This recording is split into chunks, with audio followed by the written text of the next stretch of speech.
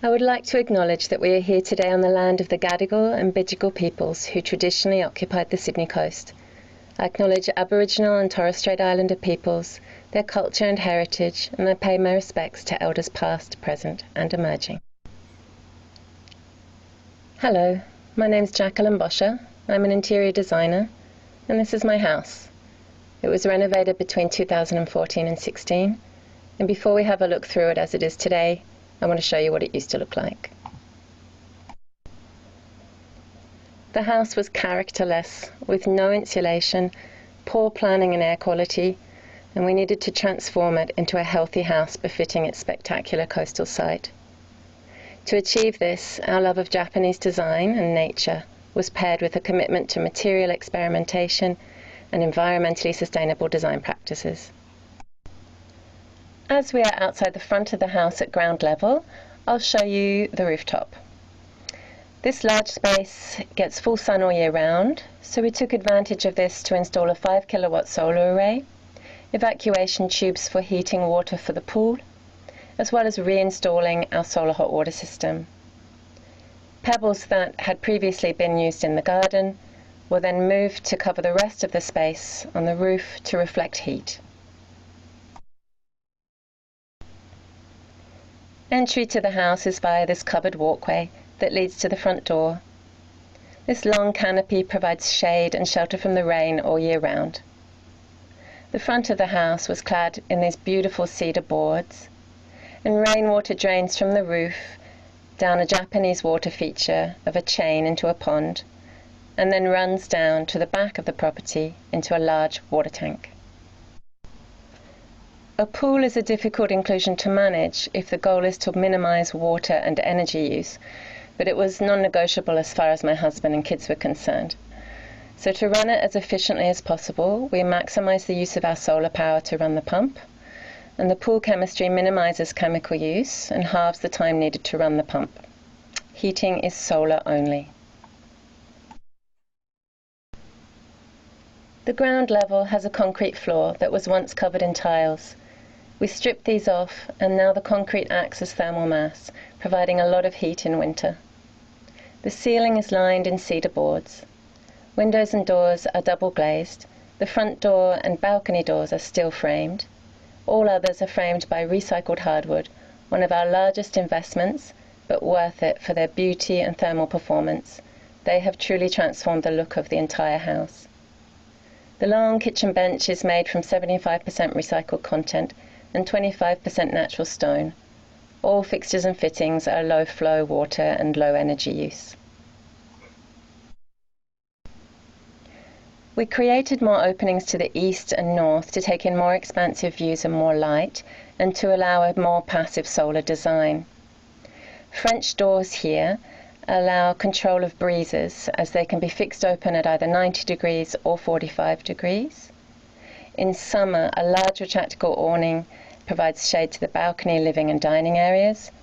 And in winter, I install thick curtains here on a hidden runner to minimize heat loss at night. Here you can move through from the dining area to the living space.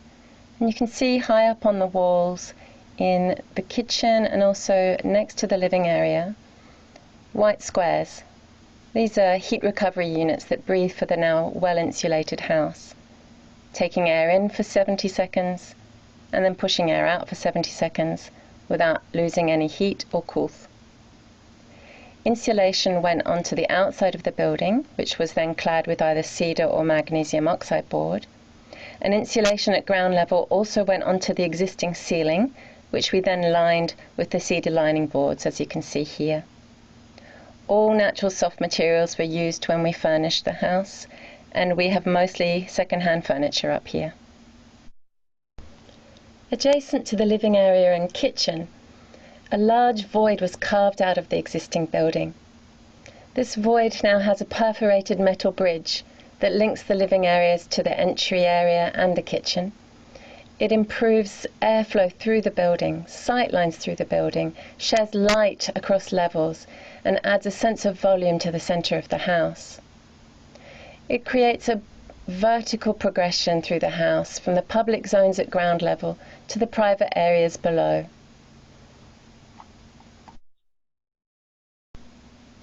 The suspended ceilings on the lower levels of the existing building were stripped away to expose the concrete structure. Walls were lined with EcoPanel acoustic wall panels made from 60% recycled PET plastic bottles by an Australian company. Along with 100% wool carpets and linen curtains, these provide a soft counterpoint to the concrete. All finishes are VOC-free, including the floor and wall tiles used in all bathrooms, as well as the kitchen, which have cradle-to-cradle accreditation. The master bedroom on the lowest level was created by opening up what was a warren of small rooms.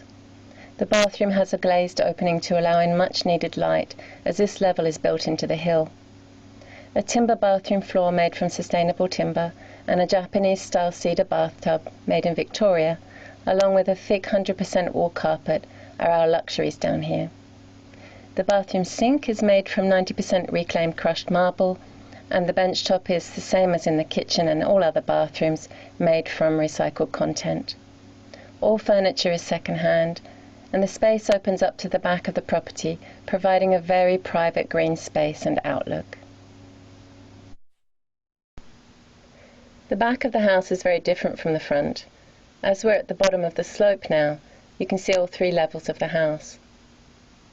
Apart from the front of the house, the rest of the building is clad with MgO board, which is magnesium oxide board, and this has a lower embodied energy than fibre cement board. The cladding was used to cover the new insulation which covers the entire house. The old pool was covered with a concrete lid and is now a 25,000 litre rainwater tank that feeds 3 toilets inside and all garden needs. The lid creates a platform that receives full sun in summer, a perfect base for the large wicking bed planter boxes that contain our kitchen garden. The kitchen garden is my pride and joy, but it does take a lot of work to maintain and make productive. All food scraps and garden waste are composted, reducing our carbon and waste footprints and providing nutrient-rich material for the kitchen garden. We grow organic fruit and veg through all seasons, though there has of course been a lot of trial and error. I have followed a permaculture design process here, with no water wasted, a native beehive and native plants, as well as a pond attracting insects, birds and more. Well, that's it. If you would like further information on this property, there is a lot of data to be found on the Sustainable House Day website, or you can check out my own website at www.thedesigncommission.com.